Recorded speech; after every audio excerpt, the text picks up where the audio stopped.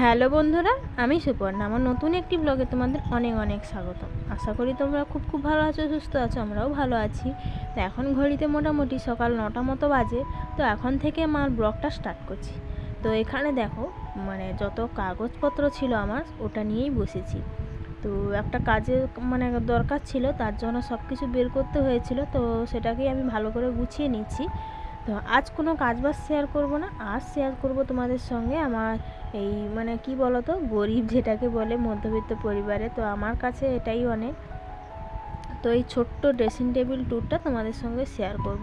তো অনেক দিন ধরেই ঝাড়পোছ করা হচ্ছে না, যেহেতু বাড়ির কাজ হচ্ছে, তার জন্য ভাবলাম চলো আজকে একটুখানি আধ ঘন্টা সময় নিয়ে তোমাদের সঙ্গে ভিডিওটা শেয়ার করা হবে আর আমার কাজবাজগুলোও করা হবে।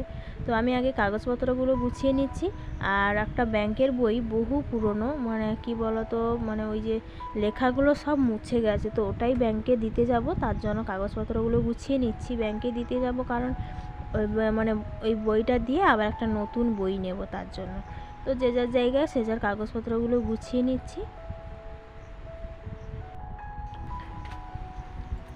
তো এই যে আলমারিটা দেখতে পাচ্ছ, নিচটায় থাকে সব কাগজপত্র, কেননা বাইরে একদমই রাখতে পারি না। এই ঘরটাতে উইয়ের বাসা, সব কিছু যাই কাগজপত্র রাখি না কেন সব উইতে কেটে দেয়, তার জন্য আলমারিতে রাখা। আর এই যে দেখতে পাচ্ছ আমার ছোট্ট ড্রেসিং টেবিল। তো এটা আমার কি বলো তো, খুবই কষ্ট করে কেনা। এই ঘরটার মধ্যে যেসব জিনিসপত্রগুলো দেখছো সবই আমার টাকায় কেনা, আমি নিজের থেকে একটু একটু করে সঞ্চয় করে তো এগুলো কিনেছি আর কি। খাটটাও আমি আমার নিজের টাকায় কিনেছি, ড্রেসিং টেবিলটাও নিজের টাকায়, আলমারিগুলোও সেই সেম। আলমারিটা আমার বাবা দিয়েছিল। আর এই যে ড্রেসিং টেবিলটা দেখতে পাচ্ছ, এটা আমার ছোট মামা টাকা দিয়েছিল জামা কাপড় কেনার জন্য আমার মা মেয়েকে। আমি ওটা জামা কাপড় না কিনে আমি আমার ড্রেসিং টেবিলটাই ছোট্টোর মধ্যে কম দামের মধ্যে কিনেছিলাম, কেন এটা আমার খুবই দরকার ছিল, তার জন্য এটা কিনেছিলাম। তো আর এখানে দেখো প্রচুর জিনিসপত্র, তো সেগুলোকে আমি গুছিয়ে গুছিয়ে রাখবো। মেয়ের জিনিস আছে, তো সবার, আমার মেয়ের দুজনেরই জিনিসপত্র আছে। তো ওগুলো সব এলোমেলো হয়ে আছে, প্রচুর ধুলো পড়েছে ঘরটার ভেতরে। আর এই জিনিসপত্রগুলোর ওপরেও প্রচুর ধুলো পড়েছে। তো চলো পরিষ্কার করে নিই।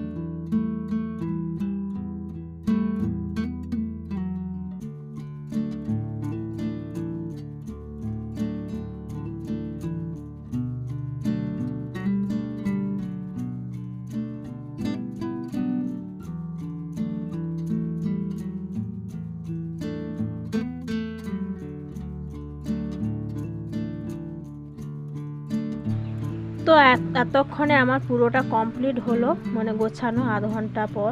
তো এখানে দেখো আমি কি কি সাজিয়ে গুছিয়ে রেখেছি। তো এই ডিব্বাগুলো দেখতে পাচ্ছ, এগুলো ওই যে জামা আসে না, তো এই ডিব্বাগুলো আমি নিয়ে রেখেছি একটা একটা করে। তো ওগুলোর মধ্যে জিনিসপত্রগুলো গুছিয়ে রেখেছি। তো তোমরা যদি জানতে চাও যে এগুলোর মধ্যে কি কি আছে, মানে তোমরা যদি অবশ্যই কমেন্ট করো, আমি অবশ্যই একদিন দেখাবো এগুলোর মধ্যে কি কি রেখেছি আমি। তো এটা হলো নিচের পার্ট। তো চলো ওপরটাতে কি রেখেছি দেখাই। এখানে প্রয়োজনীয় জিনিস তেমন কিছুই নেই, আমার তো সেরকম কিছু মানে সাজগোজের জিনিস নেই, তো যেটুকু আছে তোমাদের সঙ্গে শেয়ার করছি। তো প্রয়োজনীয় জিনিসগুলো এখানে রেখেছি। আর এখানে দেখো এই দুটো চিরুনি রেখেছি ডিবার মধ্যে, আর একটা মলম যেটা প্রয়োজন আর কি, আর একটা সিঁদুরের কৌটা, আর একটা ফুলের দানি। আর এটা দেখো আমার মেয়েকে তার কাকু দিয়েছিল, তো এটা শব্দ হয় আর কি, তো এটাকেই এখানে ঝুলিয়ে রেখেছি। আর এর পেছনটাতে কি রেখেছি তোমাদের সঙ্গে শেয়ার করি। তো চলো শেয়ার করা যাক। তো নিচেরটাতে রেখেছি একটা ডেটলের শিশি, তারপর রেখেছি একটা কমফোর্ট, তারপরে ওই যে একটা মানে কি বলতো টিপের পাতা, আর এখানে ওপরটাতে রেখেছি একটা সিঁদুরের কৌটো, আর মানে নেল পালিশ তো আমার আর আমার মেয়ের, আর এখানে যত লিপস্টিক কাজল তো ওগুলোই আছে। আর ওপরটাতে আছে মানে বডি স্প্রে আর সেন্ট, এগুলো তোমাদের দাদা ভাইয়ের, আর ওটা কানে হেডফোন, তো এখানেই রাখা হয়েছে এরকমভাবে। তোমরা তো দেখলেই আমার সেরকম কিছু জিনিস নেই, তো যেটাই আছে সেটাই তোমাদের সঙ্গে শেয়ার করলাম। কেমন লাগলো ভিডিওটা অবশ্যই কমেন্ট করে জানিও, ভালো লাগলে লাইক কমেন্ট শেয়ার অবশ্যই করে দিও।